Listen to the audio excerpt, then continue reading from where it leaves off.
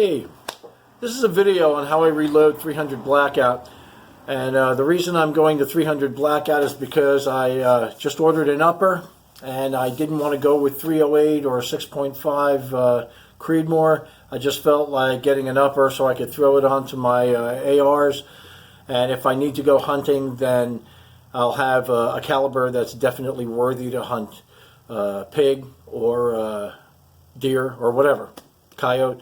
So I'm going to show the process of what I go through to cut down 223 556 cases on a Harbor Freight cutoff saw, which is pretty much what everybody who does this uses.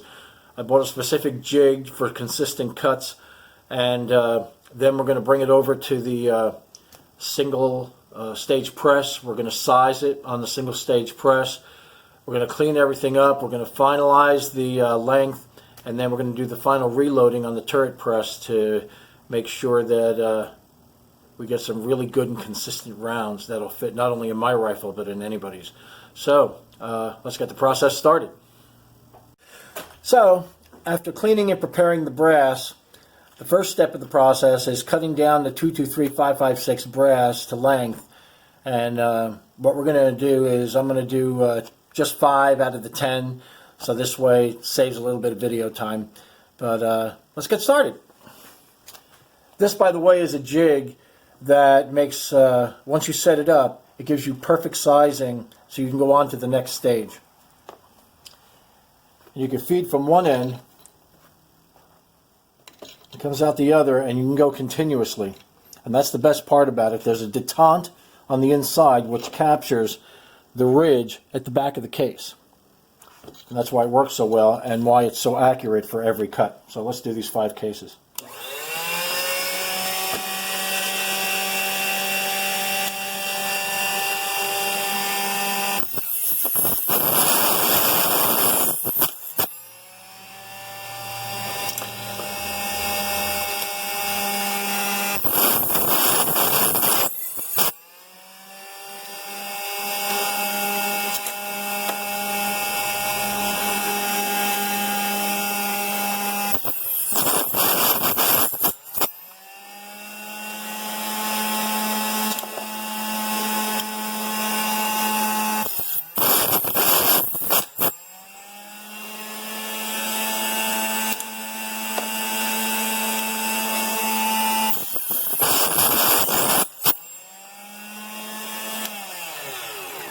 Okay, so that's those 5. Let's go to the other bench. Okay, so we're over at the reloading bench right now, and what we're going to do is we're going to check these to make sure that we have consistent length on all of them. What we're looking for is 1.369 up to 1.37576 maximum. Don't want to go any higher than that, even though if we do, it'll be okay. We can still trim them down. But let's just check these 5 really quick and just make sure that, zero this out, and make sure that they're consistent. So the first one here is 1.369. Second one, 1.369. Second one, 1.377. That's still within spec of what I want. Next one is 1.370. Perfect. Next one is 1.372. Beautiful.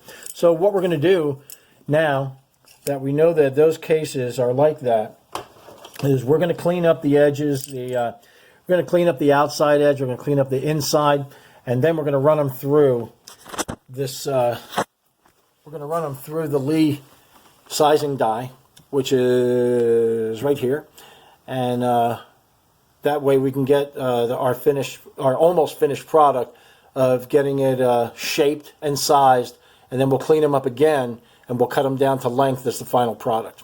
So this is what we're going to go to next. Stay tuned. Okay, so we're going to clean up these 10 that I just cut down, and we're going to do the outside first, change the bit, then we'll do the inside. So let's get started. So what I do is I use the Lyman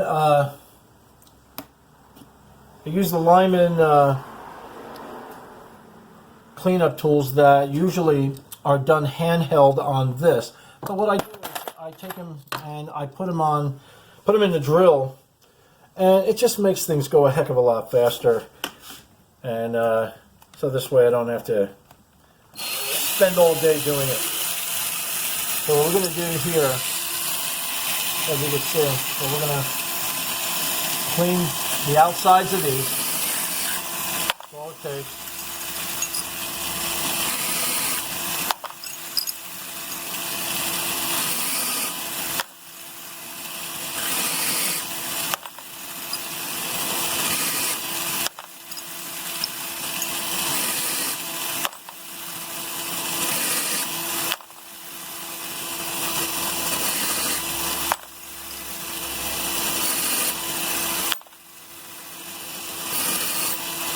Okay. Now we're going to take this off. I'm going to do the insides, and we'll use that tool for the insides.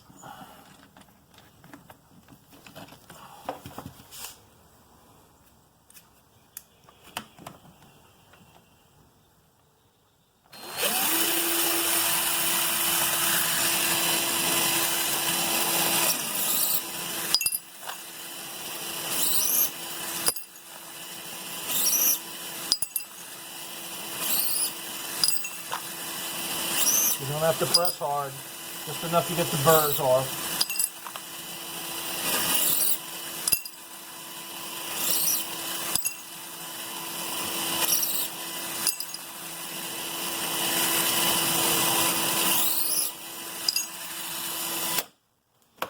And that's how we clean those up. I'll be back. Okay, so what we're going to do now is we're going to size up these 10 cases that we have here and then bring them over to the drill press and put them through the least sizing case gauge. And that'll bring us to our final length. I already did one, so let's get started with the other 9. I usually run them through twice.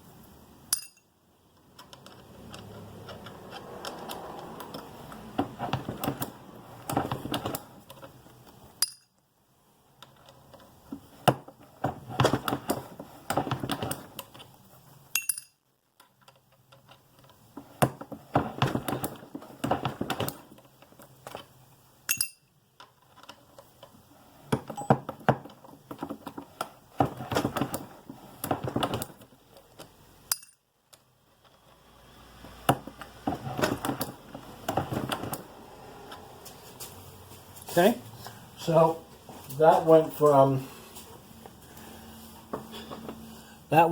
this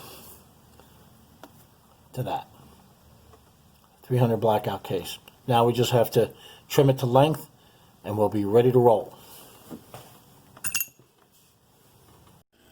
Okay, now we're going to trim them to length, and we're going to do it here on the drill press with the Lee case gauge and trimmer, and also with the shell holder that comes with it. This is a very important piece to have, because if you don't have these, I'm only going to do 5 cases. I won't bore you with the other 5, but we'll do just these 5 and get it out of the way. It goes like this.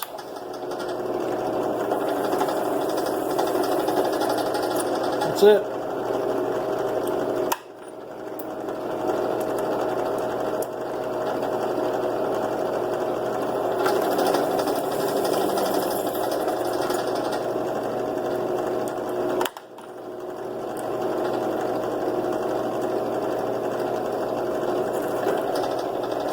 Whoops, hey. Slippery devil. That's that.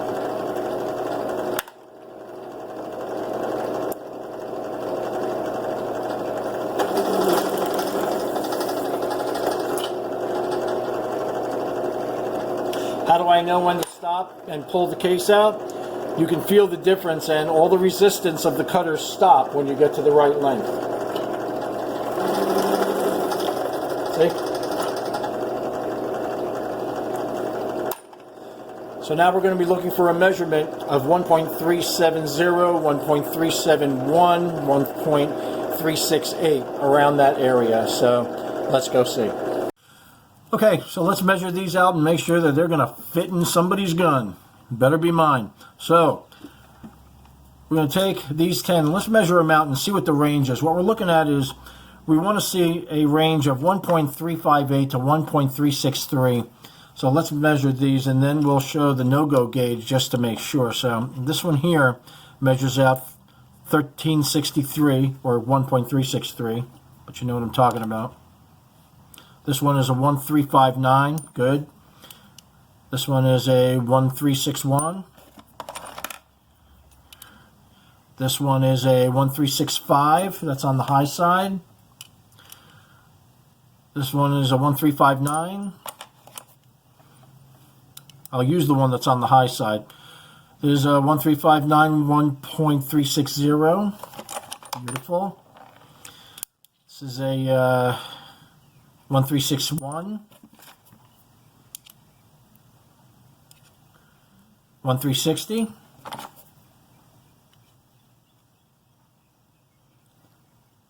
$61.5. Good. And a 61.5. Very consistent, except for a couple of them that were on the high side. Very consistent. So what we're going to do now is we're going to use the Wilson case gauge. This Wilson case gauge is the beginning and end all for headspace and whether this cartridge should be reloaded or not. And I'll show you the things that we look for. So what you want to do is you want to drop it in, and you want to see how it sits in there. And as you can see, it sits flush. And if it's a little bit over the inner pocket here, that's okay as long as it's not over the top edges. And the way you can do that is you could just see by taking any kind of a straight edge and running it over, and if it binds, which this one does not, then you're good. That did not bind because it didn't catch the edge of the casing as it was going over the top. Now we flip it over and we see what's going on the bottom, and we see that it's protruding out a little bit from the bottom, but we're going to take that straight edge again and we're going to go over the top of it, and we're also going to see that it does not bind. This is a good round. And you also want to make sure that it does this. So there you go. Good round. Let's move on to the next. We'll just do 5. Next one, sits beautiful.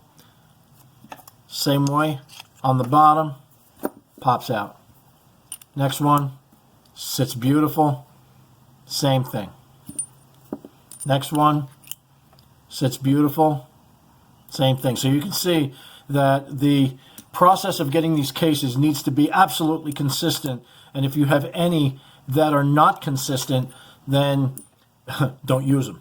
Simple as that. That's why you have gauges like this, to make sure that they're going to be reloadable or not. Now, that's those 5. Let me do the last 4 really quick before going on to the next thing that I want to talk about, and that is brass. There seems to be good and bad brass when it comes down to reloading for 300 blackout. And there's on the 300 blackout reloaders page, or 300 black talk, there's a thread on there that actually tells you exactly what is good brass, great formable brass that'll work just like this, and also brass that you should not use. So I had a nice big tray of brass that I went through, and that brass I went through stamp by stamp just to make sure, and separated it for usable, not usable. Now the not usable for 300 blackout, I'll use that to load 223. So it's not going to waste. It's just going to be repurposed for its original purpose, 223. But these other head stamps, we're going to be using those for 300 blackout. Now, we have the two gauges here. This is your case gauge, which is the beginning and end all, like I said, to move on for reloading these 300 blackout.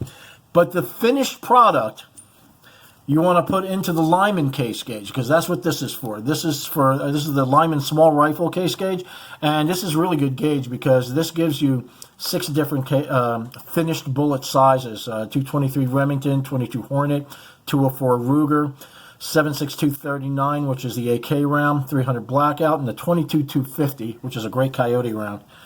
And you know, now if I was to put one of these cases in here right now, see, it's just not gonna go. That's why you put a finished product into the Lyman case gauge and not into the Wilson gauge, which is what you should be reloading with. So for these 10 cases, the next step is to actually put them into the turret press, which the turret press, this is my turret press. This was the single stage press that we did the sizing with, and I do the sizing separately, so I use that's what I use the single stage press for. The multiple stage press, I use 3 out of the 4 turrets that are on here, and I leave one of these turrets. Well, let me turn this around. I know I can't turn it around. Okay, so anyway, I use, as you can see, I use 3 out of the 4 holes, 1 hole empty. That would be where the sizing die goes. The reason the sizing die is not in there is because it takes a lot of pressure in order to form these cases, and I would rather do it in a single stage, more solid surface than onto the turret press. So that's why we got. So we got the powder. We got the powder stage. So we can get this so you can see, because I'm not doing this in the right thing, but I'm going to try anyway. So that's the powder stage, and then we're going to go on to the seeding stage, which is this one here, and then the final step will be the factory crimp. And the factory crimp is what finishes it all off and makes it a professional round. And that will be in a future video, because I haven't gotten to that stage yet with 300 blackout, but it's coming. We're set up, ready to go almost. Just a little bit more to go. So later.